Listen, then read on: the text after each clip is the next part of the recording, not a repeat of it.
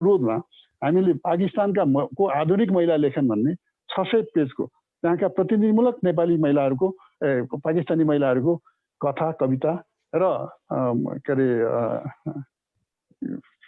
अन्य अन्य निबन्धहरू मेमोयर्सहरू त्यसको चाहिँ हामीले नेपालीमा अनुवाद गरेर यहाँ इस्लामाबादमा गएर त्यसलाई सार्वजनिक गर्नु र भोइस अफ नेपाल भन्ने करिबन हाम्रो 140 जति कवि कवयित्रीहरूको प्रतिनिधित्व भएको किताब हामीले उहाँहरूलाई दिएछ। त्यो अनुवाद हुने क्रममा छ। त्यो किताब हामीले अब विभिन्न देशमा का एकाडेमीलाई दिएछौँ र अहिले चाइना राइटर्स एसोसिएसनले हिजो नै हामीलाई त्यो अनुवाद भइसक्यो र चीनबाट हामीले चीनको foreign publishing house by publication गर्न दिएछौँ। पब्लिकेसनको अनुमति पाऊँ र त्यस्तै 49 जना आधुनिक नेपाली आधुनिक चाइनिज लेखक कविहरूको कविताहरू हामीले अनुवादका निमित्त त्यहाँ पठाउँदैछौँ र अनुवाद गर्ने र त्यसलाई पब्लिस गर्ने तपाईहरुको के छ भन्ने मैले चाहिँ स्वीकृति दिएर हामी गर्न सक्छौँ भनेको छ। यस प्रकार चाहिँ हामीले बङ्गलादेशका पनि केही त्यहाँ चाहिँ अलिकति सामाजिक शास्त्रसँग सम्बन्धित दुईटा महत्त्वपूर्ण किताबहरू हामीले अनुवाद गरेका छौँ र यो भोइस अफ नेपाल उहाँहरूलाई अनुवाद गर्नका निमित्त दिएको छ। त हामीले अनुवाद गरेर भर्खरै आएको पहिला बङ्गलादेशको संस्थापक शेख मुजिबुर रहमानको के अरे संस्मरणहरू त्यो जो बडो युद्धको बेलामा हराएका थिए उनको छोरी हसिनाले त्यसलाई सङ्कलन गरेर अङ्ग्रेजी के अरे बङ्गाली र अङ्ग्रेजी र भारतीय इन्डियन भाषामा हिन्दी भाषामा त्यसलाई अनुवाद गरेर सार्वजनिक गरिसकेको थियो। त्यसलाई नेपालीमा गर्न भनेर हामी कहाँ आएर हामीले गए साल नै त्यसलाई सार्वजनिक गरेर प्रधानमन्त्रीहरू मार्फत दुईजना प्रधानमन्त्री मिनिस्टरको के अरे सम्मेलनको ताका हामीले त्यो काम चाहिँ गरेर गऱ्यौँ। त्यस पछाडि प्रेजेन्स डायरी माने बङ्गबन्धुको prison diary of Sheikh Mujibur Rahman भन्ने बङ्गला एकाडेमीले अहिले भर्खरै खोजेर निकालेको रहेछ। त्यो अङ्ग्रेजीमा छापिएको थियो। त्यसलाई हामीलाई उहाँहरूले पठाउनु भयो र नेपालीमा गएको 1 महिना यो लकडाउनले त्यसलाई सार्वजनिक गर्न हामीले भ्याएका छैनौँ तर हामीले त्यसलाई अनुवाद गरिकन पब्लिस गरेर उहाँहरूलाई दियौँ। त यो दोहोरो काम यस प्रकारले हाम्रो चल्दैछ र दक्षिण एसियामा हामी यसरी काम गर्दैछौँ र दक्षिण एसियादेखि बाहिर पनि हामी पुगेका छौँ। जस्तो इजरायलको हिब्रू राइटर्स एसोसिएसन उहाँहरूकै अनुरोधमा के नेपाल एकाडेमीले एमओयू गरेको छ। इजरायल र नेपालको दैत्य सम्बन्ध बडो अनौठो प्रकारको रहेछ। उहाँहरूले बडो प्रेस्टिजका साथमा एमओयू गर्नका निमित्त त त्यहाँ के देखियो भने त्यो अनुवादको कामहरू अब सुरु गरौँ भन्दा पनि उहाँहरूले गर्नु अनुवादको काम सुरु गरौँ नयाँ उचाइमा त्यो ठिक छ तर अनुवादको काम सुरु भएको धेरै पहिला हो भन्दा एउटा किताब मलाई दिनुभयो। राजा महेन्द्र के अरे उहाँ इजरायलमा जाँदा हुँदै त्यहाँको राष्ट्रपतिलाई उहाँले उसैको लागि भने आफ्नो किताब उपहार दिनुभएको रहेछ। त्यहाँको आफ्नै राष्ट्रपतिले नि हिब्रूमा अनुवाद गरेर चाहिँ त्यसलाई पब्लिस गरेर छ। त्यो किताब हामीलाई उहाँले दिनुभयो। त त्यस क्रमले हामी अब अगाडि बढ्नुपर्छ। यो सुरुवात पहिलेदेखि भएको हो। यसलाई संस्थागत रूपमा लैजानुपर्छ भन्ने एउटा सहमति बनेको छ र अहिले उहाँहरूको अनुरोधमा हिटलर र यहुदी भन्ने बिपी कोइरालाको प्रख्यात त्यो उपन्यास छ। त्यो उपन्यास चाहिँ अनुवादको क्रममा छ। हामी अनुवाद त्यो के उहाँहरूको रिक्वेस्ट के छ भने अङ्ग्रेजीमा अनुवाद गरेर दिनुहोस् हामी हिब्रूमा त्यसलाई गर्छौँ।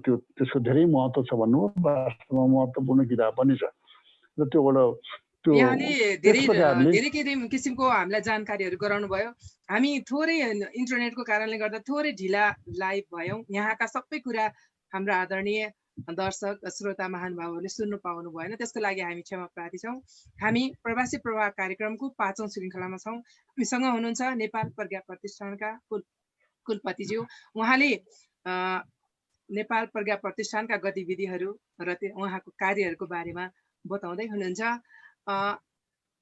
नेपाल प्रज्ञा प्रतिष्ठानसँग गैर आवासीय नेपाली सङ्घको भाषा साहित्य समितिले पनि काम गर्दै आएको छ र यहाँ पनि गैर आवासीय नेपाली सङ्घ भाषा साहित्य समितिको वरिष्ठ सल्लाहकार पनि हुनुहुन्छ। गैर आवासीय नेपाली सङ्घले प्रवासमा नेपाली साहित्य भाषा संस्कृतिको प्रवर्धन गर्न जुन प्रयास गरिरहेको छ यहाँको सल्लाह सुझाव पाउँदै पनि गरेका छौँ हामीले। त्यही पनि यो कार्यक्रम मार्फत गैर आवासीय नेपाली सङ्घले के गर्दा उपयुक्त होला भन्ने सुझाव दिनुहुन्छ यहाँले। अब नेपाल मैले भन्ने गरेको छ कि नेपालको ताकत, नेपालको शक्ति नेपालभित्रभन्दा नेपाल बाहिर छ।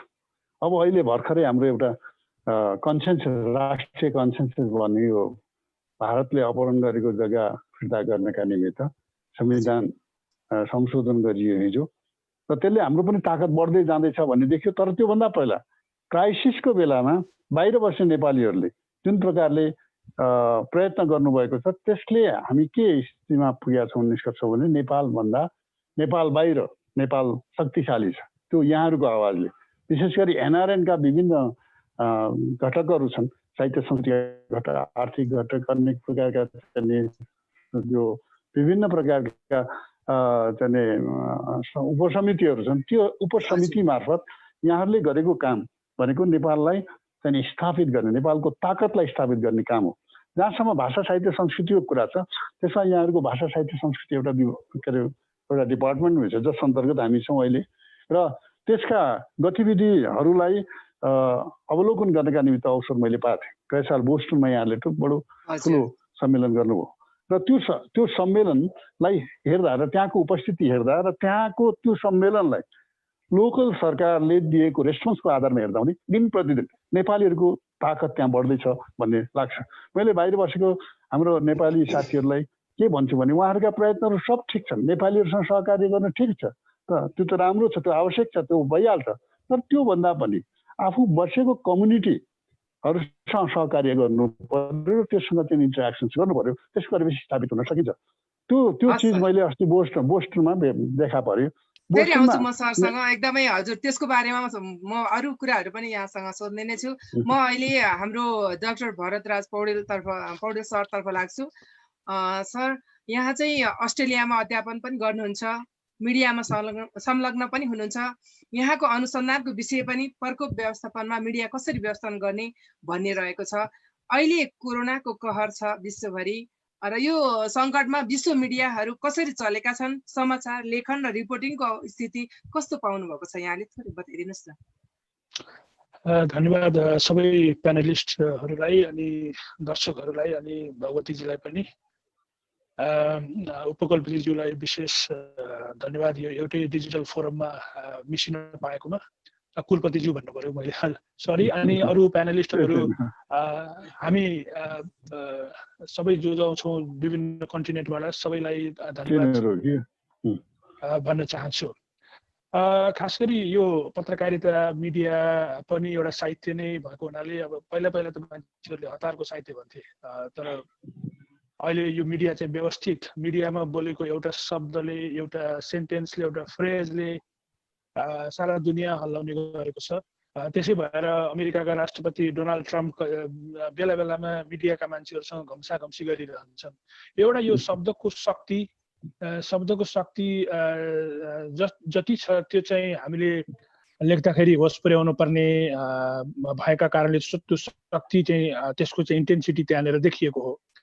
अब म मेरो आफ्नो हिसाबमा, मैले पर्सनली आफ्नो बढी प्रचारको हिसाबले भन्दा पनि यो अहिलेको परिस्थितिमा यो कोभिड-19ले विश्वलाई झन्डै एक शताब्दी पछि एउटा ठुलो महामारीको रूपमा विश्वलाई एकैचोटि यसले गाँजेको हुनाले अहिले यतिखेर चाहिँ मिडियाको चाहिँ ठुलो महत्त्व बढेर, महत्त्व पनि अरू बेलामा हामीले भने जस्तो सधैँ हामीले ओहो मिडिया त चौथो अङ्ग हो, मिडियाको महत्त्व छ भनेर भने जस्तो अहिले होइन। यो अलिकति विशेष खालको यो हाम्रो एकैपटक 3-4वटा जेनेरेसनलाई यसले छोपेको छ। जस्तो हाम्रो हजुरबाहरू पनि अहिले यो हेर्दै हुनुहुन्छ, हाम्रा छोराहरू पनि, हाम्रो पुस्ताले, हाम्रो बच्चा बच्चीको पुस्ताले पनि यो एउटै सङ्कटलाई एकैचोटि, यो 4 पुस्ताले एकैचोटि हेरिरहेको यो ठुलो सङ्कट मान्छेको सामु आइरहेको छ, र यो छिट्टै पार हुने अवस्थामा पनि छैन। र यही बेलामा विश्वका मिडियाहरूमा के कस्तो भइरहेको छ, मेरो आफ्नो विषय पनि यो crisis and media management, media and disaster management जुन भन्छौँ हामी, यो प्रकोप भएको बेला, महामारीहरू भएको बेला, ठुल्ठुला सङ्कटहरू भएको बेला मिडियाहरू कसरी अगाडि बढ्छन् भन्ने मैले अस्ट्रेलियामा बसेर अस्ट्रेलियाको मिडियाहरूको कामहरू दिनौँ हेरिरहेको छु, र हाम्रो नेपालको पनि हेरिरहेको छु। र हरेक दिन जुम बैठकमा हुने विभिन्न यो ग्लोबल विभिन्न प्यानलहरूमा पनि मैले यो देशको कन्टिनेन्टको र नेपालको कम्पेरिजन गरिरहेको छु, आर्टिकलहरू पनि हालिरहेको छु। तर के भने अहिले यो मिडिया चाहिँ अहिले यो 3वटा चिजले अहिले आक्रान्त छ।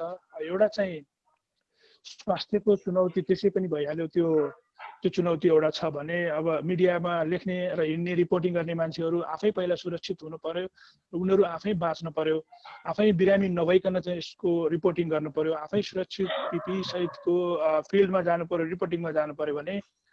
र अर्को चाहिँ यो अहिले जसरी हामी महामारीलाई पेन्डेमिक भनिरहेका छौँ, यो इन्फोडेमिक भन्ने एउटा शब्द अहिले चर्चामा आएको छ। यो सूचनाको महामारी संसारभरि जुन ढङ्गले अहिले बढिरहेको छ, यसले चाहिँ दुईवटा चिज दिइरहेको छ। एउटा चाहिँ मिसइन्फर्मेसन दिइरहेको छ, मान्छेले नजानिकन सूचनाहरू सोसियल मिडियाकै मात्रै भर परेर सेयर गरिरहेका छन् र त्यसलाई मिडियाहरूले चाहिँ क्यारी ओभर गरिरहेका छन्, त्यसलाई क्यारी अन गरिरहेका छन्। त्यसले गर्दाखेरि त्यहाँनिर चाहिँ मिसइन्फर्मेसन भइरहेको छ भने अर्को चाहिँ डिसइन्फर्मेसन भन्छ।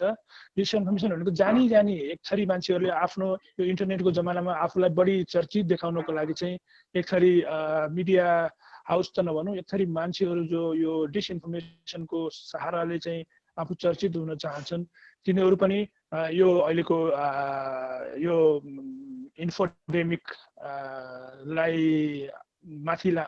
बढी इन्टेन्सिफाई गर्ने मध्येका पर्छन्। त्यसले गर्दाखेरि अहिले सूचनाको महामारीबाट विश्व आक्रान्त भइरहेको छ र रोगको महामारी त छँदैछ। विश्व स्वास्थ्य सङ्गठनका अहिलेका महानिर्देशकले पनि भनेका थिए, हामी दुईवटा महामारीसँग लडिरहेका छौँ। एउटा मान्छेहरूले अनावश्यक फैलाइदिने सूचनाको महामारी छ, अर्को चाहिँ हामीले हाम्रै यही अहिलेकै कोभिड-19 को महामारीलाई औषधि र खोप मार्फत यस विरुद्ध विजय हासिल नगरेसम्म हामी यी दुईवटा महामारीहरूसँग लडिरहनु पर्नेछ र विश्वलाई यी महामारी विरुद्ध एकजुट भएर लड्नको लागि उनले आह्वान पनि गरेका थिए। भनेपछि भगवतीजीले अलिकति भने जस्तै यो क्राइसिसको बेलामा मिडियाहरू रेस्पोन्सिबल कसरी हुन्छन्, ठुला डिजास्टरको बेलामा मिडियाहरू रेस्पोन्सिबल हुन्छन् र उनीहरूलाई बनाउनु पर्छ भन्ने मिडिया म्यानेजमेन्टको चाहिँ एउटा यो मोडेल चाहिँ मैले अस्ट्रेलियामा बसेर चाहिँ नेपालका मिडियाहरूको लागि बनाएको थिएँ र मैले दिएको पनि थिएँ। त्यसको धेरै सुनवाई त खासै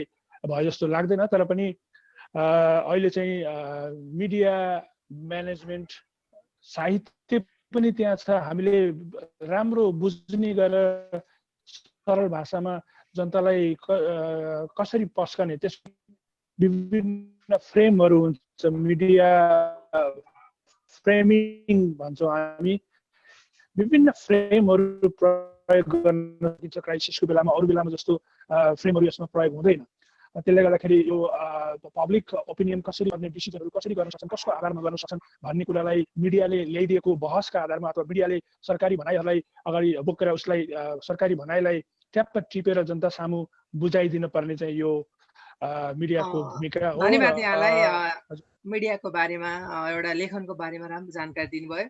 गैर आवासीय नेपालीहरू पनि संसारभर कोभिडको प्रभावमा परिरहेका छन्। कोभिडले पारिरहेको प्रभाव र यसपछि उनीहरूले पर्ने आर्थिक, रोजगार, व्यापार लगायतको असर र त्यसलाई कसरी न्यूनीकरण गर्न सकिन्छ, एक समीक्षाको नाताले बताइदिनुहुन्छ कि? अहिले त दुईवटा क्राइसिस, फाइनेन्सियल र हेल्थ क्राइसिस जसरी गइरहेको छ, मिडिया पनि त्यस्तै छ। अहिले संसारभरि यही मिडिया कमजोर भएको बेलामा, मिडियाका मान्छेहरूले जागिर गुमाइरहेको बेलामा, मिडिया हाउसहरू घाटामा गइरहेको बेलामा विभिन्न देशका चाहिँ अथोरिटेरियन शासकहरूले चाहिँ आफूलाई, आफ्नो अधिकारलाई सबल बनाउनको लागि यही बेलामा बल प्रयोग गरेका छन्।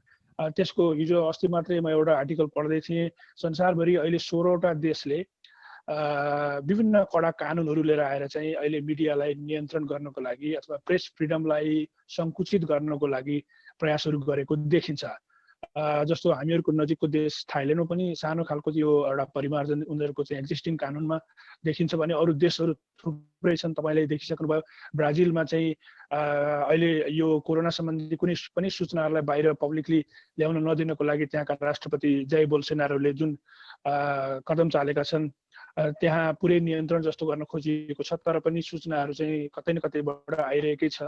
त्यसले गर्दाखेरि अहिले यो आर्थिक र स्वास्थ्य सम्बन्धी दुईवटै क्राइसिस भइरहेको बेलामा मिडियाहरूलाई टिक्नको लागि संसारमा ठुलो एउटा चाहिँ आपत परेको छ। तपाईँले देखिसक्नुभयो नेपालमा हिजो अस्ति मात्रै अन्नपूर्ण पोस्टका सम्पादकले चाहिँ विभिन्न कारण देखाएर राजीनामा दिएका छन्। यो बेलामा एउटा सम्पादकले कारण देखाएर राजीनामा दिए भने त्यहाँनिर के हुन्छ भने संस्था चलिन्जेल संस्थाको व्यवस्थापनले पैसा कमाइरहन्छ, तर जब सङ्कट पर्छ उसले आफ्ना इम्प्लोइहरूलाई केही समय लुक आफ्टर गर्न सक्दैन भने त्यो एउटा संस्थाको अस्तित्व त्यति महत्त्वपूर्ण नहुन सक्छ। त्यसरी नेपालका धेरै मिडिया हाउसभित्र भित्रभित्र मैले सुनेअनुसार गाईगुई सुनेअनुसार धेरै मिडिया हाउसभित्र मान्छेहरूले जागिर गुमाउँदैछन्, धेरैलाई चाहिँ यो एक किसिमको चाहिँ जीविकोपार्जनको समस्याको रूपमा देखा परेको छ र भोकोपेटले पत्रकारिता गर्न पर्ने मान्छेहरू धेरै देखिएका छन् नेपालमा। त्यसले गर्दाखेरि यो देशको आर्थिक सङ्कट त छँदैछ। देशले अब अस्ट्रेलिया जस्तो अथवा चाहिँ अरू देश जस्तो भए त हुन्थ्यो,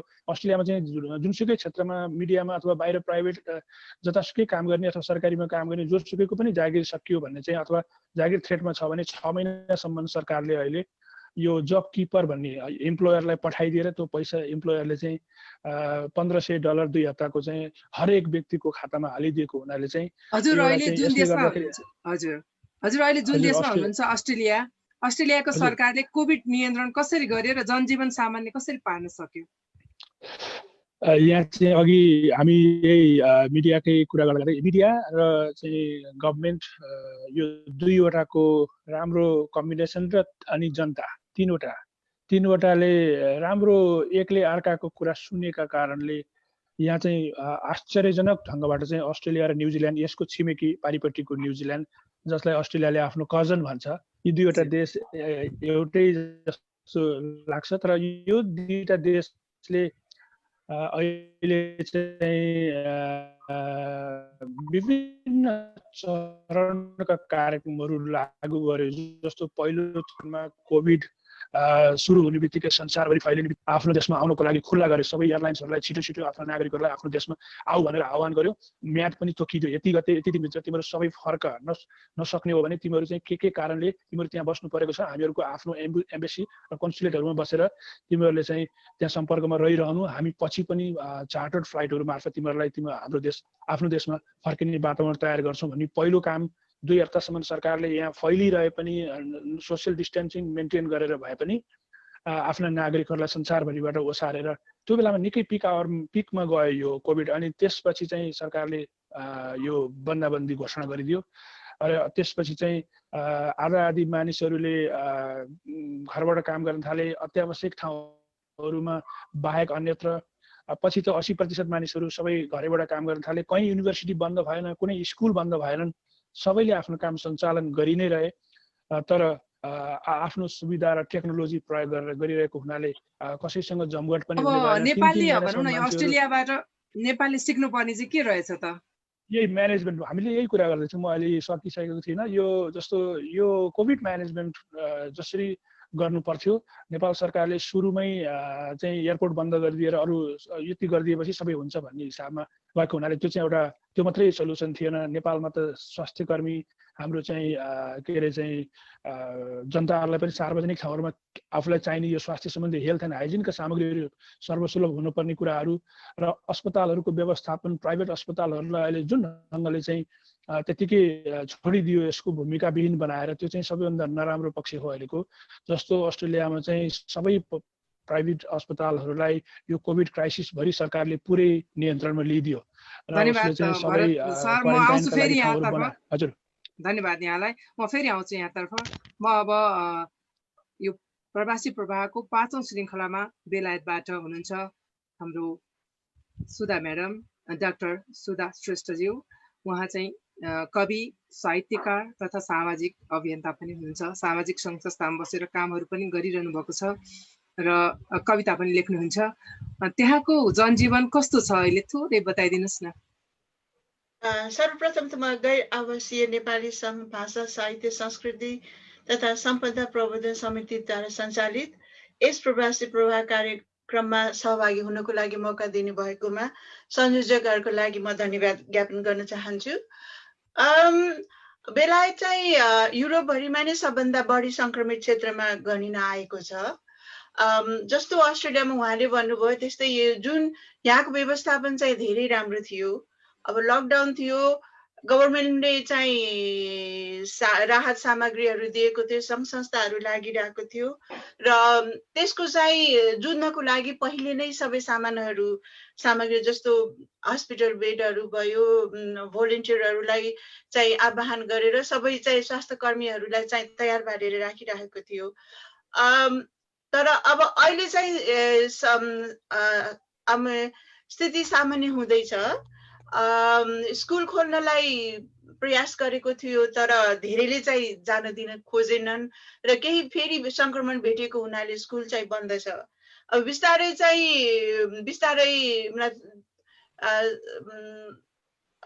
स्टेप वाइज चाहिँ उनीहरूले सबै खोल्नको लागि कोसिस गरिरहेको छ र आर्थिक क्षेत्रमा भन्नुपर्ने सबैलाई राहत पुर्याइरहेको छ। जस्तो कि यहाँ फर्लो भन्छ, जसको काम गएको छ तिनीहरूलाई चाहिँ गभर्मेन्टले मतलब फाइनेन्सियली हेल्प पुर्याइरहेको छ र यसको साथै की वर्कर्सहरूको लागि चाहिँ धेरै फेसिलिटीहरू दिएको थियो, जुन चाहिँ यो विषम परिस्थितिमा जुझ्नको लागि मतलब यहाँको धन्यवाद यहाँलाई। हजुर थोरै जानकारी दिनुभयो, धेरै त हामीले मिडियाहरूबाट पनि थाहा पाइरहेका छौँ। यहाँको आज हामीलाई के रचना सुनाउनुहुन्छ? रचना नै भन्नुभयो। अस्ति भर्खरै मैले यो रचना तयार गरेको थिएँ, जुन चाहिँ कोभिडको संक्रमण सँगसँगै अलिकति चाहिँ सम्बन्धित छ र यो चाहिँ मैले लेखेको थिएँ विपदको घडी भनेर। जुन चाहिँ यो नेपालको सम्झना र यहाँ हामीले के भोगिरहेछौँ, नेपालमा के होर्दै होला भन्ने त्यसको परिकल्पनामा लेखेको थिएँ। र यसको कविताको शीर्षक छ विपदको घडी। आज यो विपदको घडीमा स्वदेशको चिन्ताले बढी सताउन थालेको छ। आफू सम्पन्न देशमा बसे तापनि एउटा अदृश्य त्रास मनमा लिएर बस्दैछु। संक्रमित आसक्त भइहाले पनि आधुनिक प्रविधि सुविधा पाइहाल्न सक्छु। सरकारी तथा गैर सरकारी संस्थानद्वारा प्रदान सामग्री आवश्यक परिहारै उपलब्ध छ।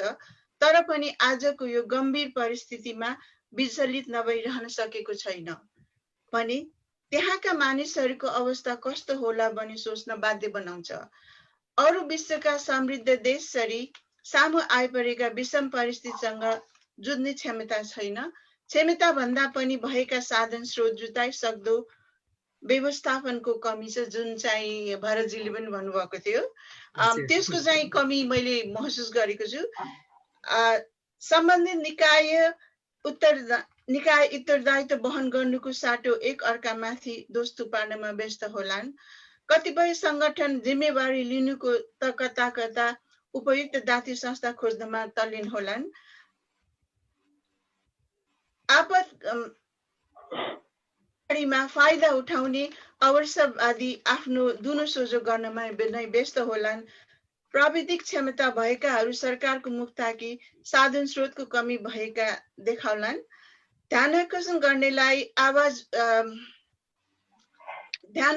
ध्यानाकर्षण गर्नेको आवाज विद्रोहीको संज्ञा दिई प्रतिबन्धित गरिदिए होलान्। हातेमालोका लागि आह्वान गर्नेलाई बोझ बिसाए श्रेय जति आफूले लिए होलान्। त्यसो त एउटा भूपरिवस्थित राष्ट्रले बेहोर्नु पर्ने सधैँका समस्यादेखि अपरिचित होइनन् सबै। कहिले सीमाको नाकाबन्दी, कहिले पेट्रोलको नाकाबन्दीले कृत्रिम अभावको सिर्जना जिउनु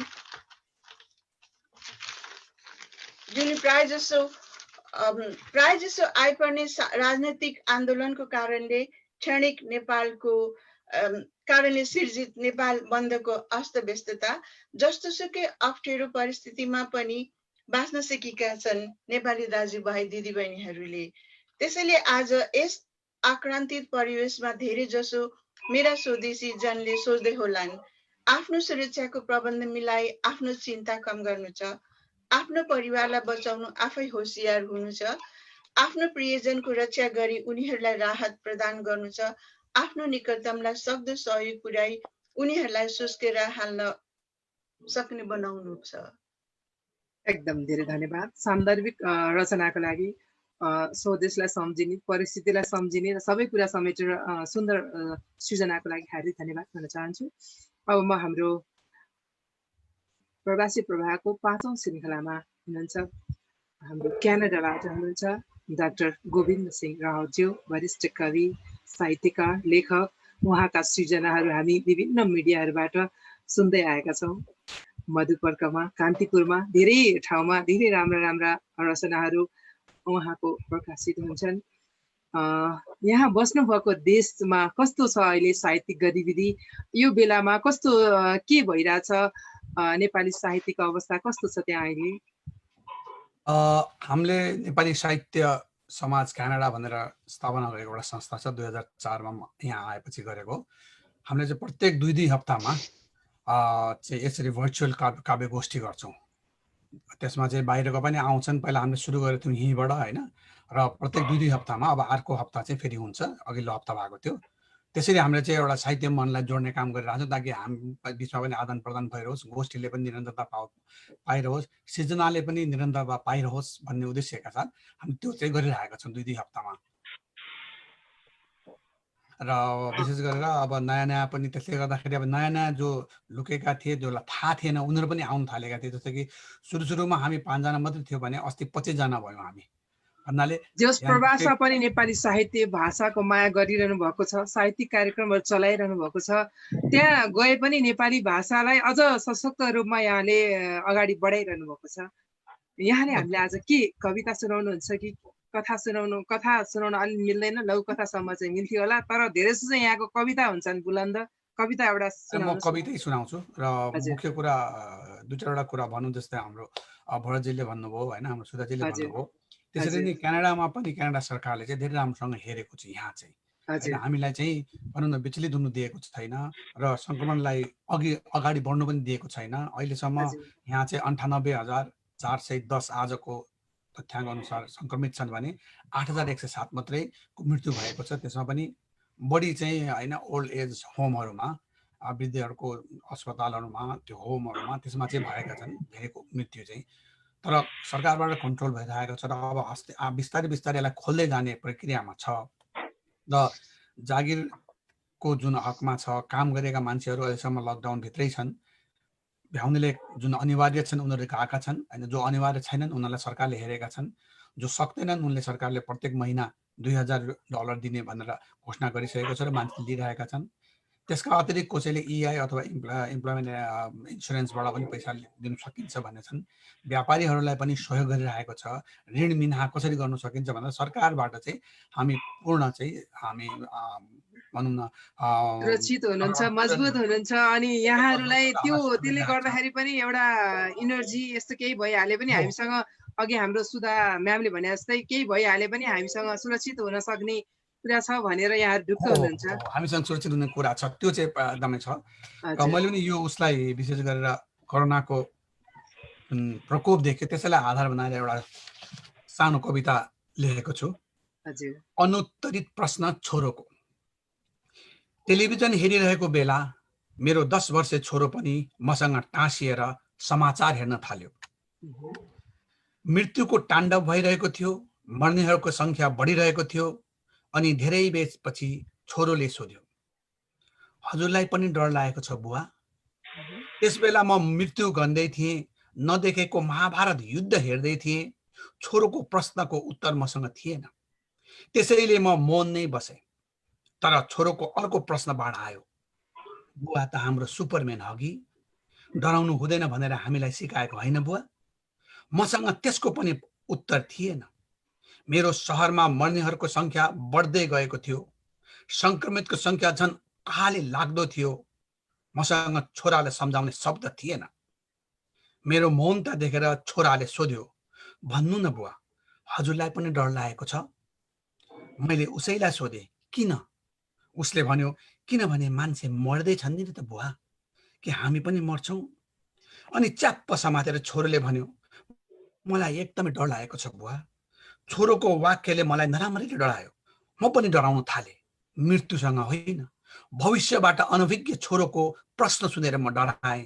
अनि छोरोलाई ढाडसको सान्त्वनाले थपथपाउँदै भने तिमीलाई केही हुँदैन बाबु, तिम्रो बुवा त सुपरम्यान हगी। धन्यवाद। एकदम धेरै धन्यवाद यहाँलाई, हार्दिक धन्यवाद। एउटा भनौँ बाल मस्तिष्कमा आफ्नो भावप्रतिको कस्तो भावना हुन्छ र अहिलेको परिस्थितिले उसलाई कस्तो किसिमको बनाइदिएको छ भन्ने कुरा एकदम सजीव रूपमा यहाँले चित्रण गर्नुभएको छ कवितामा। हार्दिक धन्यवाद यहाँलाई। अब म हाम्रो प्रवासी प्रवाहको 5औं श्रृङ्खलामा हामीले हङकङबाट साहित्यकार कवि सुनिता गिरीज्यूलाई यहाँ उपस्थित गराएका छौँ।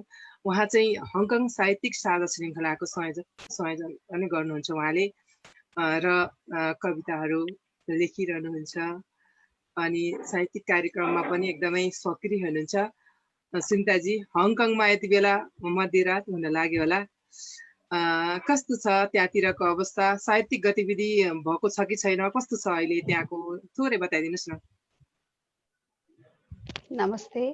सर्वप्रथम एनआरएन भाषा साहित्य समितिद्वारा सञ्चालित प्रवासी प्रवाह कार्यक्रमकी सञ्चालिका भगवती बस्नेतज्यूलाई हार्दिक धन्यवाद र हामीलाई यत्रो अवसर दिनुभएकोमा, र आज हामी जो जति जोडिएका छौँ अग्रज विज्ञ व्यक्तित्वहरू, उहाँहरूलाई पनि म हङकङबाट सुनिता गिरीको हार्दिक नमस्कार र यस कार्यक्रम हेरेर बसिरहनुभएका, सुनेर बसिरहनुभएका समस्त साहित्य प्रेमी र सम्पूर्ण महानुभावहरूलाई पनि मेरो हार्दिक नमन, हार्दिक अभिवादन टक्राउन चाहन्छु। हङकङमा अहिले यो कोभिड-19 को कुरा गर्दा त अब नाम लिन पनि मन लाग्दैन मलाई है। हुन त छेउछाउका देशहरूबाटै हामी अलिकति त्रसित भयौँ सुरुवाती दिनहरूमा, तर अहिले एकदमै शान्त छ, साम्य नै हुँदैछ भनौँ। त्यसैले अलिकति हामी त्यति विचलित छैनौँ सुरुवाती दिनहरूमा। जस्तै साहित्यमा भन्नुपर्दा हङकङमा विभिन्न साहित्यिक संस्थाहरू छन्, झन्डै आधा दर्जन जति नै छन् यहाँ, र ती साहित्यिक संस्थाहरू चलायमान आफ्नो आफ्नो समयअनुसार सञ्चालित हुन्छन् नै। तर एक मात्र यस्तो संस्था छ जुन सायद अपरिचित कोही पनि हुनुहुन्न होला, हङकङमा एउटा हङकङ साहित्यिक साझा श्रृङ्खला नियमित रूपमा हरेक महिनाको अन्तिम आइतबार सञ्चालन हुँदै आइरहेको संस्था 8औं वर्षमा रनिङ छ अहिले, र हामीले 94औं श्रृङ्खला पुरा गरिसकेका छौँ। ती श्रृङ्खलाहरूमा अति नै राम्रैसँग सञ्चालन भइरहेको थियो। विविध कार्यक्रमहरू गर्दै आइरहेका छौँ, विभिन्न स्रष्टा सम्मानहरू हुँदै आइरहेका छन्, सिर्जना वाचनहरू, समीक्षा, अन्तर्क्रिया, विमर्शहरू, र विभिन्न देशबाट कोही आउनुभएको छ यहाँ भिजिट गर्न भने उहाँलाई हामीले सम्मान र कार्यक्रमहरू पनि राखेर सञ्चालन गर्दै आइरहेका छौँ। हङकङ यति व्यस्त कङ्क्रिटको सहरमा पनि हामीले एउटा नेपाली भाषा साहित्यलाई एउटा मन र मस्तिष्कमा लिएर समय निकालेर पनि हामीले निरन्तर कार्यक्रमहरू गर्दै आइ नै रहेका थियौँ। र यस कोभिड-19 का प्रभावका कारण अहिले 3 महिना भयो, फेब्रुअरीमा मात्रै हामीले कार्यक्रम गऱ्यौँ। त्यसपछिका फेब्रुअरी, मार्च, अप्रिल, मे को कार्यक्रम 3 महिनाका कार्यक्रमहरू हामीले स्थगित गरेका छौँ, र आशा छ अब अलिकति साम्य भएको अवस्थालाई मध्यनजर गर्दै आज हामीले सानो मिटिङ पनि राखेका थियौँ बिहान, र त्यस अन्तर्गत जुनको यो 28 तारिकमा श्रृङ्खला अन्तिम आइतबार हामीले केही सामाजिक दूरी कायम गरेर कार्यक्रम गरेको छैनौँ। अब मिटिङ गर्दै हुनुहुन्छ, अनलाइन भए पनि कार्यक्रम गर्ने भन्ने। हजुर, ठिक छ। हजुरहरूको त्यहाँ एउटा विदेशमा बसे पनि नेपाली भाषाप्रति यहाँहरूको समर्पित हुनुहुन्छ र नेपाली भाषालाई विश्वभर पुर्याउने काममा सक्रिय भइरहनु भएको छ। त्यसको लागि एनआरएन तर्फबाट पनि यहाँलाई हार्दिक धन्यवाद भन्न चाहन्छु। अब यहाँको सिर्जना एउटा प्रश्न उहाँलाई सोधिहालौँ। अहिले जुन हङकङमा भइरहेछ सुनिता बहिनीलाई, जुन प्रकारको आन्दोलन भइरहेछ, त्यसले नेपाली समुदायमा के कस्तो प्रभाव परेको छ त्यसको बेलामा अलिकता केही तपाईँलाई जानकारी छ भने? हजुर, त्यसको विषयमा अब विभिन्न मतान्तर छ यसमा होइन। अब यसमा राजनीतिक उथलपुथलमा म धेरै बोल्न चाहन्न। जनजीवनमा असर त अत्यन्तै परेको छ, किनकि यहाँ अब त्यो आन्दोलनले गर्दा त निकै बिजनेस व्यापारहरू, हरेक शिक्षा, हरेक क्षेत्रमा धेरै नै असर परेको थियो। त्यसमाथि झन् यो अब कोभिड-19ले गर्दाखेरि हङकङको जनजीवन त वर्णन गरेरै साध्य नै छैन है। त्यो हजुरहरूले पनि महसुस गरिराख्नु भएको छ, देश विदेशबाट समाचारहरू सुनिराख्नु भएको छ, हेरिराख्नु भएको छ। अहिले हामी आँखा अगाडि नै हरेक कुराहरू हेर्न देख्न अनुभव गर्न पाइरहेका छौँ। र पनि कहिले कोरोनाको प्रभाव, कहिले आन्दोलनको प्रभावले गर्दाखेरि हामीलाई अलिकति अप्ठ्यारै छ हामीलाई। तर पनि हङकङ सरकारले यति राम्रो लकडाउन नगरी पनि नि यहाँका जनतालाई यति सुरक्षित साथ राख्यो। त्योभन्दा पनि बढी सुरक्षित हामी आफैलाई नै सुरक्षित गरेर हामी यो अवस्थासम्म आइपुगेर अलिकति शान्तमय अलिकति आरामको निद्रा निदाउन पाइरहेका छौँ जस्तो लाग्छ। किनभने हामी सेल्फ सेफ नै भएर। हजुर धन्यवाद ज्यूस। अब त्यहाँको कुरा धेरै गर्न नचाहनु भएको हुनाले म सिर्जनातिरै जान चाहन्छु। यहाँले हामीलाई म चाहिँ एउटा कुरा चाहिँ श्रृङ्खलाको एउटा संयोजकको हैसियतले एउटा खुसीको खबर म के सुनाउन चाहन्छु भने हजुरको यस मिडिया मार्फतबाट सम्पूर्ण विश्वभरि छरिएर रहनुभएका साहित्य प्रेमीहरूलाई मेरो एउटा हङकङ साहित्यिक साझा श्रृङ्खलाले चाहिँ अब आउने केही महिनामा चाहिँ 100औं श्रृङ्खला मनाउँदैछ। यो खुसीको कुरा पनि यहाँहरूलाई बाँड्न चाहे। त्यस श्रृङ्खलामा चाहिँ हाम्रो बधाई छ यहाँलाई, अग्रिम बधाई छ। यहाँको कार्यक्रम अझै श्रृङ्खलासम्म हामीले सुन्न पाऊँ, देख्न पाऊँ। हजुर शुभकामना पनि। हजुर धन्यवाद। हस् यहाँले एकदम यहाँलाई मन परेको कविता हजुर सृजना सुनाइदिनुहोस् न। हजुर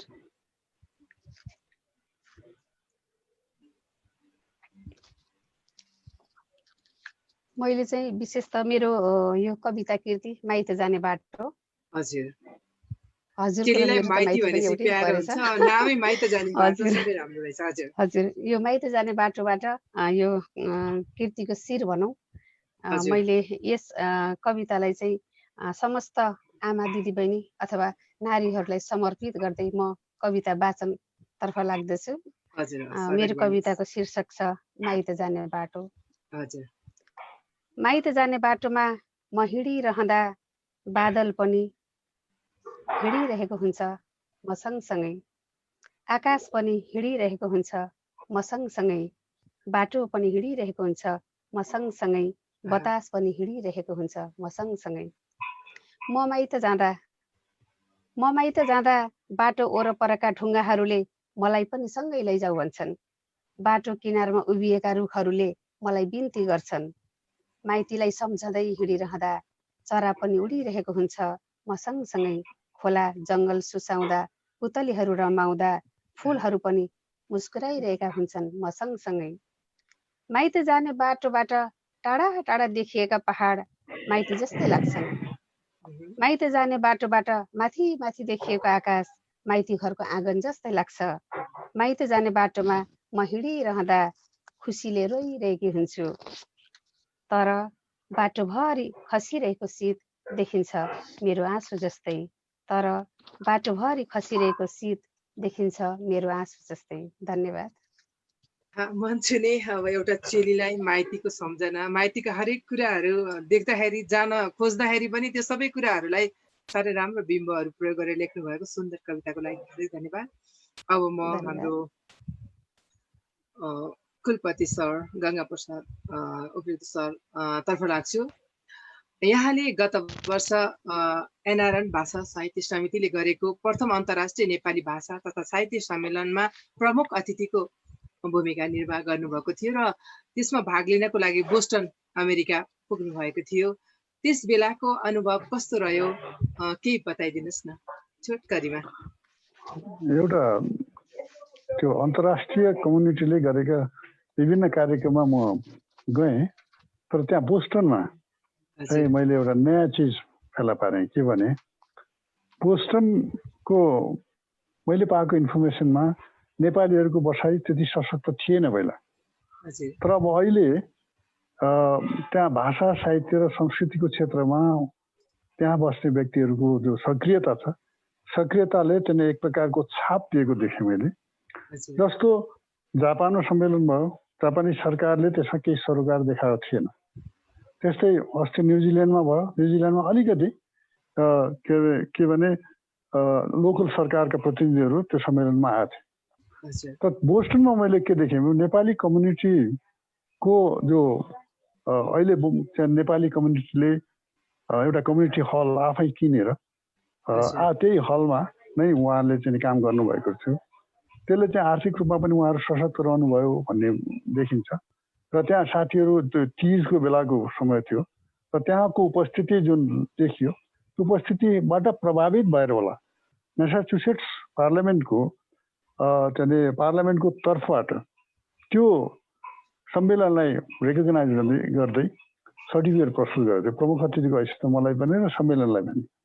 त्यो चाहिँ मैले के देखेँ भने धेरै महत्त्वपूर्ण कुरा देखेँ। नेपालीहरू जहाँ आफ्नो विभिन्न कारणले त्यहाँ पुगेका छन् तर त्यो घुलमिलले चाहिँ आफ्नो चाहिँ स्पेस लोकल कम्युनिटीसँग पनि राम्ररी बनाएको मैले देखेँ। यस नेपाली भाषा संस्कृतिले एक अर्कालाई जोडेर राखेको छ विदेशमा पनि पाउनु भयो यहाँले। त्यस हुनाले भाषा साहित्य संस्कृतिले एक अर्कामा नेपाली कम्युनिटीलाई जोड्नु त स्वाभाविकै हो।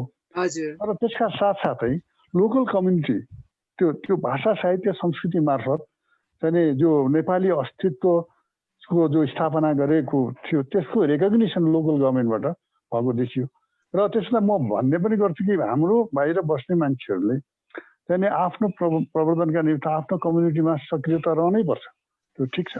तर त्यसका साथसाथै त्यहाँ बस्ने त्यो अर्को कम्युनिटी छ, अरू विभिन्न कम्युनिटीहरू छन्, तिनीहरूसँग सहकार्य र तिनीहरूसँग रेकग्निसन राम्रो भएन भने त्यति हुँदैन।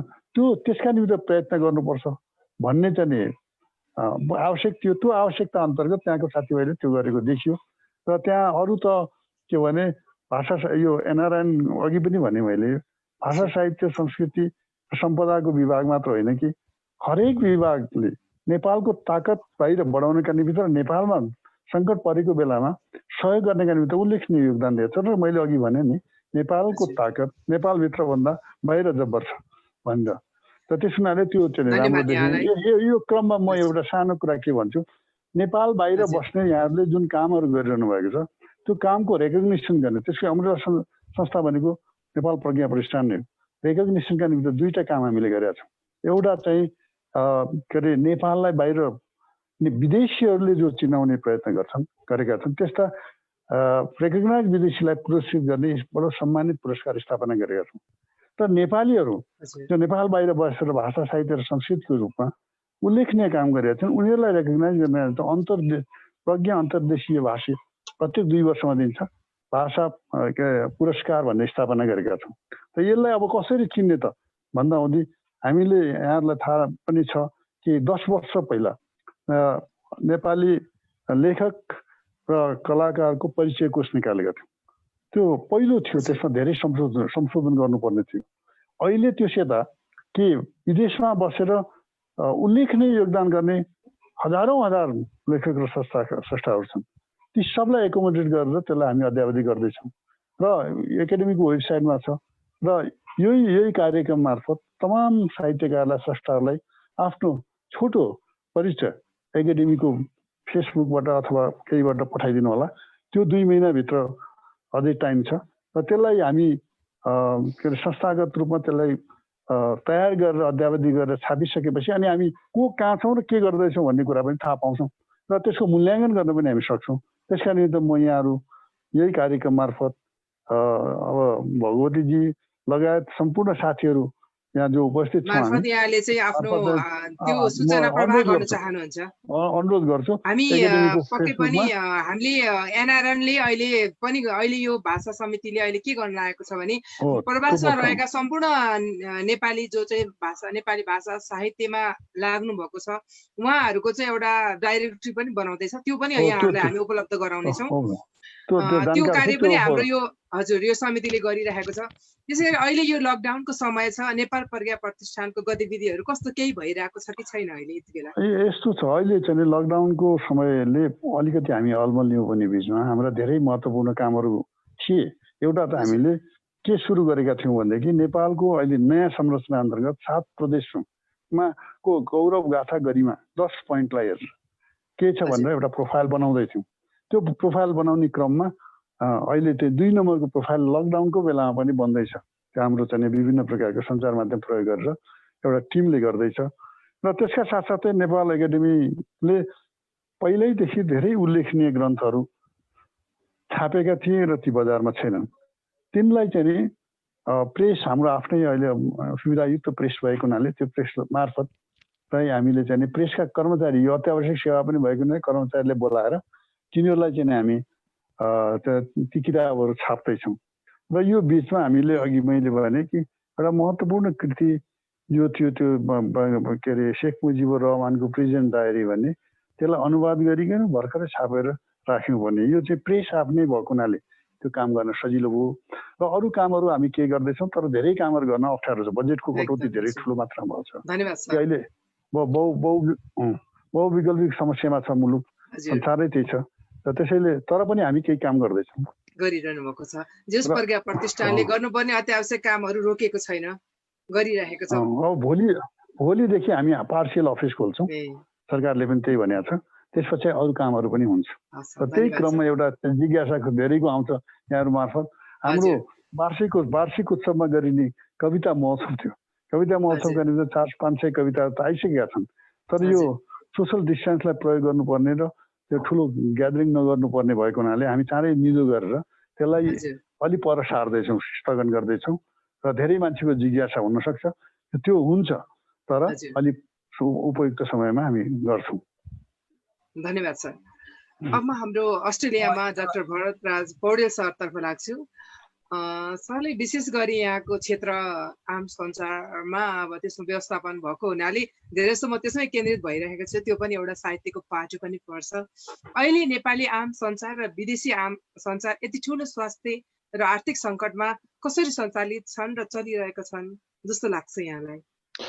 त्यो चाहिँ अघि पनि भने, मैले यो नेपालमा चाहिँ अहिले अब चाहेर नचाहेर अथवा देखिएर नदेखिएर नेपालमा मिडियाभित्र ठुलो सङ्कट छ। अस्ति मात्रै पनि विश्व यो पत्रकारहरूको संस्था IFJ-ले नै एउटा रिपोर्ट निकालिसकेको छ र त्यहाँभित्र चाहिँ नेपालका मिडियाहरूभित्र भइरहेको जागिर जाने प्रवृत्ति र जागिरको यो जीविका उपार्जनको समस्या, पत्रकारहरूको जागिर त धेरै जसो ठाउँमा थाहै पनि हुँदैन। त्यसले गर्दाखेरि धेरै मान्छेहरूको जीविकोपार्जनको समस्याको रूपमा यतिखेर देखा परेको छ।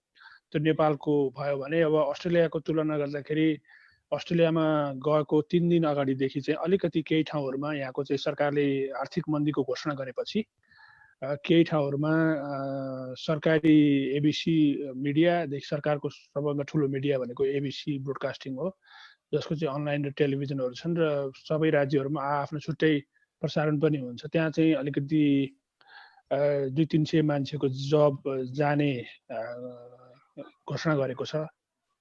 धन्यवाद सर। कोभिडको बेलामा मैले त्यही भन्दै थिएँ 30 सेकेन्डमा। हजुर, त्यसो हुनाले दुवै देशहरूमा यो अब धनी देशहरूले आफ्नो स्रोतले व्यवस्थापन गरिहाल्छन् र अब अहिले म नेपालको प्रसङ्ग चाहिँ जोडिहाल्छु। नेपाली समाजले चाहिँ कसरी साहित्यिक गतिविधिहरू यहाँ मिडियाहरू कसरी गरिरहेका छन् भन्दाखेरि चाहिँ अहिले जस्तो नेपाली पाठशालाहरूको एउटा यहाँ फेसन जस्तो पनि छ र यहाँ अनिवार्य जस्तो पनि भइसकेको छ।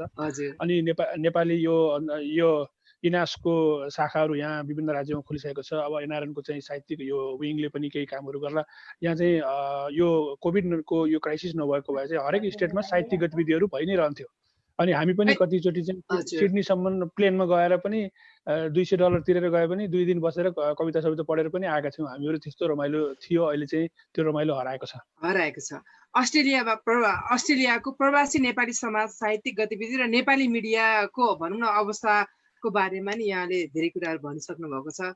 कोभिडको बेला सबै गतिविधिहरू ठप्प भएको चाहिँ छैन नि त्यहाँ, होइन? तर अस्ट्रेलिया चाहिँ एउटा सुरुदेखि नै एकदम अलिकति यो फराकिलो ठाउँ र देश यो भएर पनि होला कि जस्तो अब यहाँ 1 वर्ग किलोमिटरमा जम्मा 5-7 जना मात्रै हुन्छ। जस्तो हाम्रो नेपालमा चाहिँ 180 जना हुन्छ। अरू देशहरूमा त्यस्तै छ। चीनमा 200-300 जति हुन्छ जन एरियाको कारणले। त यो एरियाले गर्दा पनि मान्छेहरूलाई नजिक जान नदिएको, 1.5 मिटर मेन्टेन गर्नै पर्छ। सपिङ सेन्टरहरूमा तल सबै ठाउँमा चिनो लगाइदिएको छ। पोस्ट अफिसहरूमा पोस्ट अफिसमा तपाईँ चिठी खसाल्न जानुभयो भने उसले त्यहाँ देखाइदिएको छ। त्यहाँ जाँदाखेरि चाहिँ त्यो सबै त्यो चिजहरू त्यहाँ राखिदिएको हुनाले त्यो छोडेर आएपछि चाहिँ फेरि आफू सबै टिकटक भएर सबै रेडी भएर आउनुपर्छ। त्यसपछि हात सबै सरसफाइ गरेर आउनुपर्छ। हजुर, धन्यवाद सर।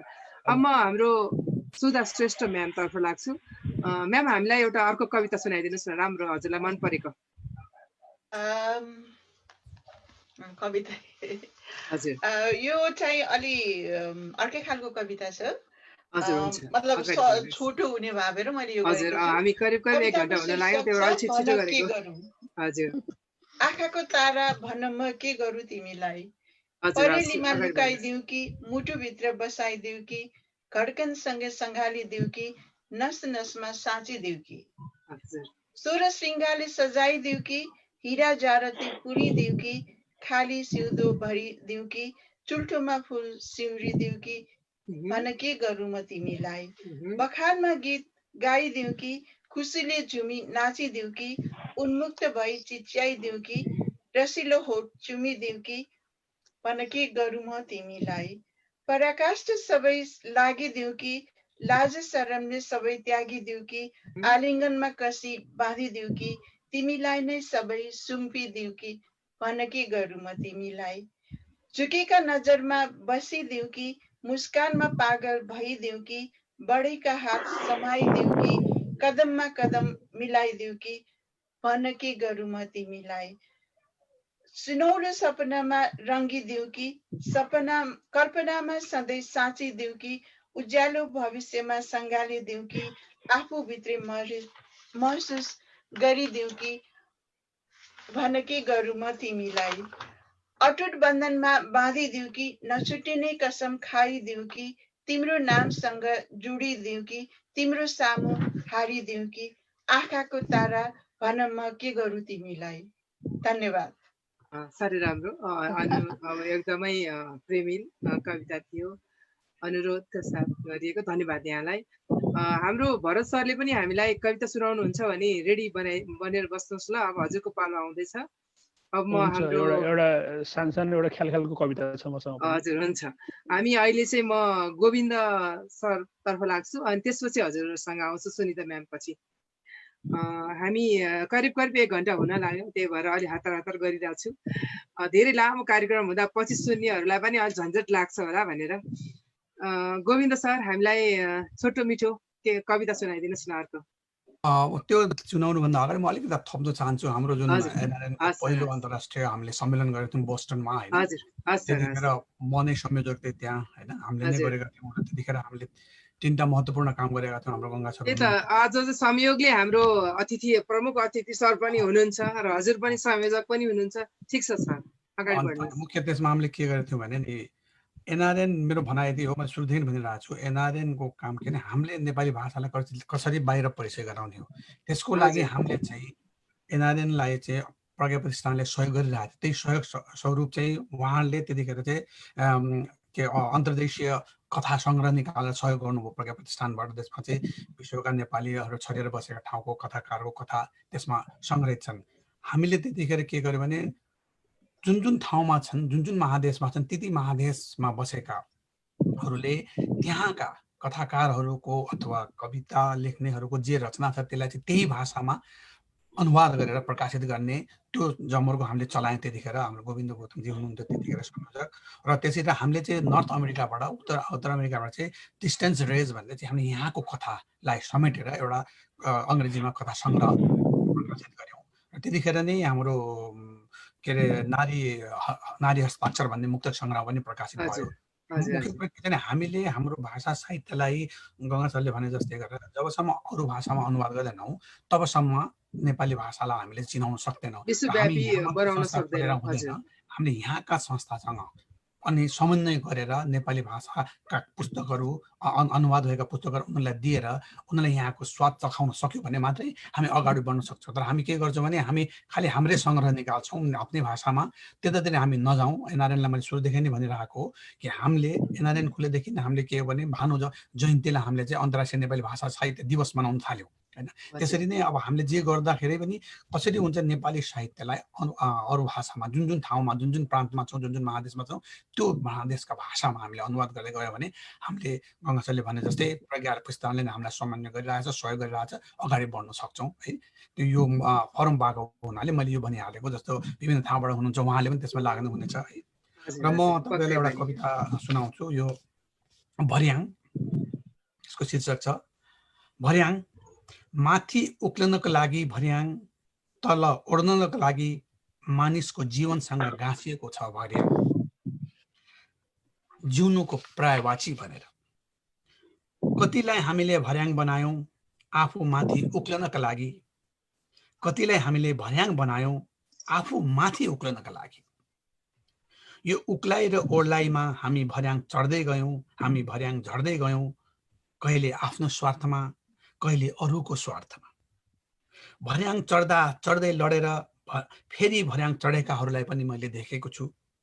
भर्याङबाट लडेर थचारिएर उठ्नै नसक्ने गरेर पनि उठ्नै नसकेर थेचारिएकालाई पनि मैले देखेको छु। अझ अरूको बुइ चढेर पनि कतिले भर्याङ चढेका पनि मैले देखेको छु। तर लडेर भर्याङ चढेकोलाई वाहवाही गर्नुभन्दा हामी अरूको बुइ चढेर भर्याङ चढ्नुलाई स्याबासी दिनु हुँदैन। हामीले आफ्नो सामर्थ्य अनुसार आफै भर्याङ चढ्नुपर्छ। भर्याङ एउटा प्रतीक हो हाम्रो सङ्घर्षको, भर्याङ एउटा खुड्किला हो हाम्रो जीवनको। त्यसैले प्रत्येक खुड्किला चढ्दा भर्याङमा दृष्टि राख्नुपर्छ, किनभने भर्याङ चढ्दा संयमता चाहिन्छ, भर्याङ ओर्लदा संयमता चाहिन्छ। त्यसैले अरूलाई भर्याङ बनाएर होइन, त्यसैले अरूको भर्याङ बनेर पनि होइन, आफ्नो सामर्थ्य देखाएर, आफ्नो क्षमता देखाएर भर्याङ चढ्नुपर्छ। आफ्नै बलबुतामा भर्याङ चढ्नुपर्छ। होसियार, भर्याङ चढ्ने होइन, भर्याङ चढाउनेहरूलाई होसियार, भर्याङ ओर्लिँदा पनि होसियार, भर्याङ चढ्दा पनि होसियार। होसियार कतै तपाईँ अरूको भर्याङ त बन्नु भएको छैन। धन्यवाद। हार्दिक धन्यवाद यहाँलाई पनि। साह्रै बुलन्द कविता। भर्याङ बन्नु पनि हुँदैन, बनाउनु पनि हुँदैन, होसियार हुनुपर्छ चढ्दा पनि ओर्लिँदा पनि। त्यसमा धेरै कुराहरू लुकेका छन्। एउटा कविले हरेक क्षेत्रबाट सोचेको हुन्छ र लेखेको हुन्छ। धन्यवाद यहाँलाई। अब म एकदम हतार गर्दै हाम्रो सुनिता, कवि सुनिता गिरीतर्फ लाग्छु। के सुनाउनुहुन्छ हामीलाई? अर्को कविता सुनाइदिनुहोस् न प्लिज, छिटो छिटो। मैले चाहिँ एउटा कविता कीर्तिभन्दा बाहिरबाट हजुर सुनाउँछु। मेरो आफ्नै कविता। म यहाँ प्रवासमा रहेर र सम्पूर्ण प्रवासी श्रमजीवीहरूका लागि पनि समर्पित गर्दै मेरो कविताको शीर्षक देशलाई सम्झिन मैले रात पर्खिनुपर्छ।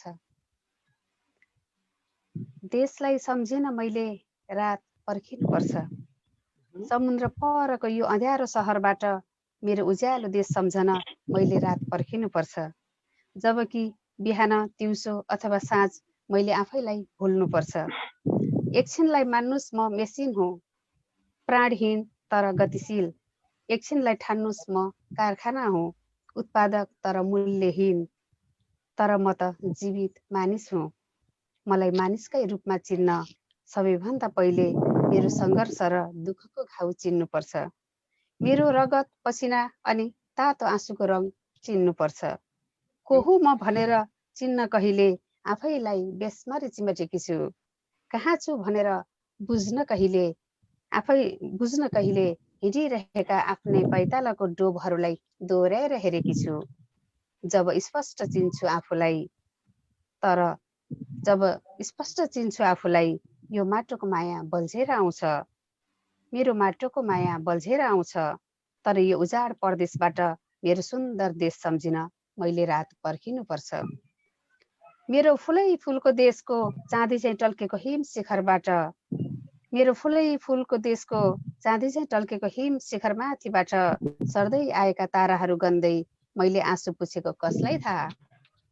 मेरो झर्नाको देशबाट बग्दै आएर यहाँको समुद्रमा तैरिएका मेरा प्रियजनहरूको अनुहार हेर्दै मैले चिच्याएर रोएको यहाँ कसैलाई वास्तै छैन। त्यसैले यहाँ आवाज निकालेर रुनलाई मैले रात पर्खिनुपर्छ। त्यसैले यहाँ आवाज निकालेर रुनलाई मैले रात पर्खिनुपर्छ र रातलाई आफ्नो बनाउनलाई मैले मेरो प्रिय दिनहरूलाई विदा गर्नुपर्छ। रातलाई आफ्नो बनाउनलाई मैले मेरो प्रिय दिनहरूलाई विदा गर्नुपर्छ। धन्यवाद। साह्रै राम्रो। पक्कै पनि विदेशमा बसेर श्रम गर्नेलाई आफ्नो देश सम्झिनलाई, आफ्नो परिवार सम्झिनलाई रात आउनै पर्छ। जब अब फुर्सद हुन्छ त्यति बेलै त्यो चाहिँ एकदमै भावनामा भनौँ न, एकदम यथार्थ भावमा लेख्नु भएको छ। धन्यवाद यहाँलाई। भरत सरले एउटा कविता सुनाउँछु भन्नुभएको छ। सर डाक्टर भरत राज पौडेलजी एउटा कविता यहाँको सुनौँ। त्यसपछि सुधा म्यामलाई एउटा सानो कविता सुन्छौँ, त्यसपछि हामी बिदा माग्छौँ। हाम्रो लास्टमा हाम्रो कुलपति सरसँग सानो सुझाव लिएर हामी कार्यक्रम अन्त गर्छौँ। हुन्छ, हस्, धन्यवाद भगवतीजी। मेरो चाहिँ अलिकति अगाडिको कविता हो। यो अहिले कोरोनाको बेलामा चाहिँ यो अलि बढी सान्दर्भिक हुनसक्छ। इन्टरनेटको जमाना, इन्टरनेटको कुरा गरिरहेको छु मैले। इन्टरनेटको फुल रोजौँ कि बिजुलीको फुल, अचेल छिया छिया मान्छेका मुटु फेसबुक र ट्विटरका फुलले जोडिन्छन्। इमेल र गिफ्ट भाउचरका फुलको जमाना, खामबन र कागजका फुलले त जोडिन्छन्। गुलाफका फुलका स्पर्शले तङ्ग्रिनु त परै जाओस्, अचेल मान्छे असली फुलमा रमाउँदैनन्। फुल जस्तै बास्ना दिने अत्तरका सिसीहरू, सोसल मिडियाका फुलको रङमा मस्त मान्छे कम्प्युटरको पर्दामा झिलिमिली हेर्दै रमाउँछ। फुल झैँ सुन्दर जिन्दगीको तिर्सनामा, त्यसैले केलाई रोजौँ, कुन फुल रोजौँ, बिजुलीका फुल रोजौँ कि बगैँचाका फुल रोजौँ। बिहान घाम सनी फक्रने फुल, पूजाका थाली, मन्दिर र मूर्तिका छेउ पिरतीको चुल्ठो र कानमा सिउरिने फुल, अचेल फेसबुकमा बधाई खानेले गलाभरि भिरेर सेल्फी खिच्दै बगैँचाका फुलको व्यापार धानेका छन्। त्यसैले अचेलमा रणभुल्ल छु, केलाई रोजौँ, कुन फुल रोजौँ, इन्टरनेटका फुल रोजौँ कि वनस्पतिका फुल। छिमेकीको छोरो लाउर जाँदा उसकी सङ्गिनीले कानमा सिउरी दिएको फुल, फर्किँदा उही लाउरे प्लास्टिकका फुल बोकेर केटाकेटीका मन भुलाउन फुल जस्तै चक्लेट ल्याउँछ। पाखा पखेरा र डाँडा काँडाका फुल, पिरती लाउने जोडीका फुल थिए। लोकभाका सुस्याल्दै गाउँ बेसी धाउनेका थिए। गाई बस्तु गोठालाहरूका फुल थिए। अचेल चुनाव जित्न गाउँ छिर्ने र चुनाव जितेपछि गाउँबाट फेर्ने नेताका गलाभरि सकी नसकी मालामा उनिएर झुन्डिएका छन् यी फुल। त्यसैले केलाई रोजौँ, कुन फुल रोजौँ, बिजुलीका चिमका फुल रोजौँ कि घर छेउका सयपत्री फुल रोजौँ। यो मेरो थियो। अनि मैले खालि साह्रै नै सान्दर्भिक र एकदमै अहिलेको जुन कुरा छ टपक्कै टिपेर लेख्नु भएको छ, एकदमै राम्रो लाग्यो। म त केही लेख्न जान्दिनँ भनेको मान्छेको यति राम्रो कविता चाहिँ लेखिरहनु होला। केही भन्न खोज्दै हुनुहुन्थ्यो? होइन, अहिले खासै कोर्दै थिएँ, तर यो अहिले यो मान्छेहरू यहाँ एउटा घटना घट्यो कि यो पर्थमा चाहिँ यो लकडाउन खोल्ने बित्तिकै एकजना प्रेमी चाहिँ प्रेमिकालाई भेट्न चाहिँ होतिएर गएछ त्यहाँ। त्यसपछि पुलिसले चाहिँ यो लकडाउनको डिस्टेन्सिङ मेन्टेन नगरेपछि पुलिसले त्यहाँ तुरुन्त समातेर चाहिँ $2500 जरिवाना लगाइदियो। किन आइस भनेर, होइन त्यो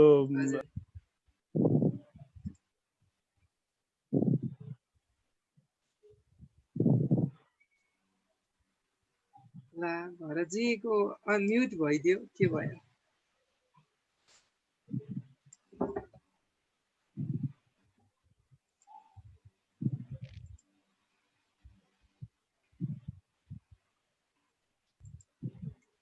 म्युट भयो हजुरको।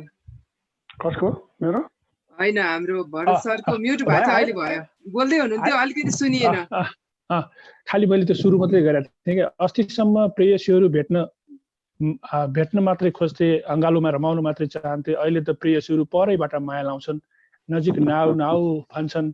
तिमी र म अब भौतिक रूपले टाढै भएर पनि भावनात्मक रूपले नजिक हुनुपर्छ भन्ने सुरुवात गर्दै थिएँ मैले।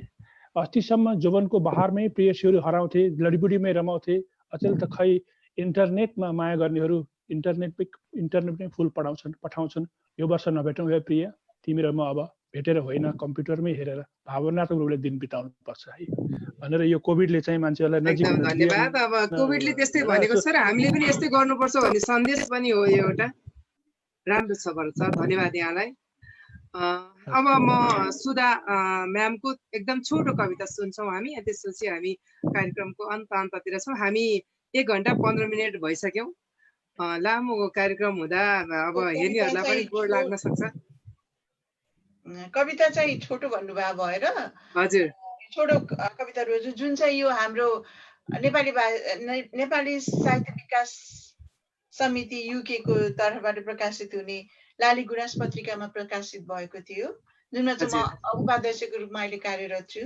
अब यस जस्तै हामीले पनि मतलब कविता भर्चुअल मिटिङहरू गर्दै आइरहेका छौँ र दुर्भाग्यवश हाम्रो 25औं रजत जयन्ती समारोह चाहिँ यही भित्र पढ्न आउने भएकोले त्यो पनि भर्चुअल गर्नुपर्ने भइरहेछ। हजुर हजुर अहिले अब सबै सम्मेलनहरू भर्चुअल भइरहेकै छन्। हजुर मतलब हामीले एकदम उत्साहका साथ त्यसलाई चाहिँ 25औं जन्म जयन्ती मतलब 25औं जन्म जयन्ती मनाउनको लागि हामीले सबै रूपरेखा तयार पारेका थियौँ, तर त्यसलाई चाहिँ भर्चुअलै गर्ने भएको छ अहिले। यहाँहरूलाई अग्रिम शुभकामना छ, कार्यक्रम भव्य र सभ्य होस् भन्ने एकदमै हार्दिक शुभेच्छा सहित शुभकामना। हजुर धन्यवाद। यो मेरो कविताको शीर्षक छ निरुत्साहित उत्साह। हजुर स्वाभिमान सम्हाली बाँचु भन्दा प्रत्यादेना पनि सास्नु पर्ने, आत्मनिर्भर बनी बोझ नबनु भन्दा आत्मघाती मूल्य चुकाउनु पर्ने, सामर्थ्यता सदुपयोग गरू भन्दा आगादित ईर्ष्याले निरुत्साहित बनाइदिने, अन्तस्करणको आवाज सुनु भन्दा असंख्य आरोपले आत्मसम्मान क्षीण पारिदिने, संघर्ष लक्ष्य अनुरूप पाऊँ भन्दा प्रतिकारात्मक विद्रोहले अल्मलाइदिने, आस्था जिन्दगी प्रति कायम गरौँ भन्दा सधैँ जसोको पराजयले आक्रोशित पारिदिने, सम्प्रेषित पारी आत्मबल जगाउँ भन्दा रीतिसकेको निष्ठाले पागल बनाइदिने, अन्तर्दोषित आत्मग्लानीबाट मुक्ति पाऊँ भन्दा कटु चर्चाले निष्क्रिय पारिदिने। धन्यवाद। एकदमै राम्रो, एकदमै राम्रो थियो यहाँका शब्दहरू, बिम्बहरू पनि राम्रो लाग्यो। यहाँलाई हार्दिक धन्यवाद। सम्पूर्ण यहाँ आज उपस्थित हुनुभएका, यो 5औं श्रृङ्खलामा उपस्थित हुनुभएका सम्पूर्ण यहाँहरूको अमूल्य समय र यहाँहरूको सृजनाको लागि म सञ्चालिका भगवती बस्नेत अनि हाम्रो यो भाषा साहित्य समितिको तर्फबाट हार्दिक आभार भन्न चाहन्छौँ। अब म अन्तिममा हाम्रो कुलपति सरसँग प्रवासी प्रवाह कार्यक्रम मार्फत संसारभरि रहेका गैर आवासीय नेपाली साहित्यकारहरूलाई केही सन्देश अथवा केही भन्न चाहनुहुन्छ भनिदिनुहोस् भनेर यो कार्यक्रम अन्त गर्न चाहन्छु। धन्यवाद। प्रवासी प्रवाह कार्यक्रम धेरै एकअर्कालाई बुझ्न र एकअर्काका सृजना सम्प्रेषण गर्न, एकअर्काका योजनाहरू सम्प्रेषण गर्न प्रभावकारी छ। यसलाई निरन्तरता दिनुहोस्। अर्को कुरा के भने, अझै मैले अघि भन्न छुटेको कुरा के रहेछ भने, बोस्टनमा बस्दा हुँदै धेरै साथीहरूले एउटा अनुरोध गरेका थिए। बोस्टनमा मात्र होइन कि इन्टरनेसनल कन्फरेन्समा जाँदा हुँदै के भने, बृहत नेपाली शब्दकोश तपाईँहरूको छ, जसलाई अहिले मानक शब्दकोश भनेर बनाइएको छ, सरकारले पनि मानेको छ। पहिला विवाद थियो, त्यसलाई हामीले त मिलायौँ। त्यसलाई चाहिँ सजिलै पढ्नका निमित्त चाहिँ यो मोबाइल एप्समा ल्याइदिनुहोस्। लकडाउनको क्रममा हामीले त्यो काम सकेका छौँ। अब प्रधानमन्त्रीबाट उद्घाटन हुन्छ र यो लकडाउनको क्रममा हामीले साथीहरूको अनुरोधलाई पनि गर्दै अब त्यो डिक्सनरी बोकेर कहीँ जानु पर्दैन। त्यो चाहिँ भर्खरै भएको छ र अब हामी जहाँ जे गरे पनि एउटै काम गर्दैछौँ र त्यो काम भनेको के भने नेपालीको अस्तित्व, जातीय पहिचानसँग रहेको भाषा साहित्य संस्कृतिलाई चाहिँ प्रवर्धन गर्ने र विश्वमा यसलाई चाहिँ लैजाने। यस कामका निमित्त हामी एकअर्कामा आफ्ना कामहरूको सूचना आदान प्रदान यही प्रवासी प्रवाह जस्तै संस्थाबाट गर्दै र हामीले चाहिँ एकअर्कालाई सहयोग गर्दै बढाउँदैछौँ र यो काम प्रभावकारी छ र विशेष गरी सबै साथीहरू जसले आफ्ना सूचना प्रवाह गर्नुभयो, आज सम्प्रेषण गर्नुभयो, त्यसले धेरै लाभान्वित भएको छु। आजका आगन्तुक सबै विद्वान विदुषीलाई म हार्दिक आभार व्यक्त गर्छु। त्योभन्दा पनि ज्यादा आभार तपाईँ यो प्रवासी प्रवाहका संयोजक र तपाईँ जति सम्भवतः यो उसको सदस्य सचिव पनि हुन्छ, सदस्य सचिवको हैसियतमा थियो एनआरएनको भाषा साहित्य संघको, तपाईँलाई पनि धेरै धेरै धन्यवाद दिन्छु। एकदम आभार सर। हजुर हार्दिक धन्यवाद सरलाई। यहाँ कुलपति सरले यति बेलासम्म हामीसँग बसेर हाम्रा सृजनाहरू सुनिदिनु भयो। यो अवसर लकडाउनले गर्दा पनि हामीले प्राप्त गरेका हौँ। यहाँ चाहिँ अत्यन्त व्यस्त समय हामीलाई यति धेरै बेर सुनिदिनु भयो, त्यसको लागि प्रवासी प्रवाह कार्यक्रमको म सञ्चालिका लगायत हाम्रो टिम यहाँलाई हार्दिक आभार व्यक्त गर्न चाहन्छौँ। त्यसै गरी हाम्रो अस्ट्रेलियाबाट यति राति, त्यहाँ पनि राति भइसक्यो, रातिसम्म पनि समय दिएर हामीलाई यो कार्यक्रममा उपस्थित हुनुभयो। यहाँ त उज्यालो हुन लागिसक्यो।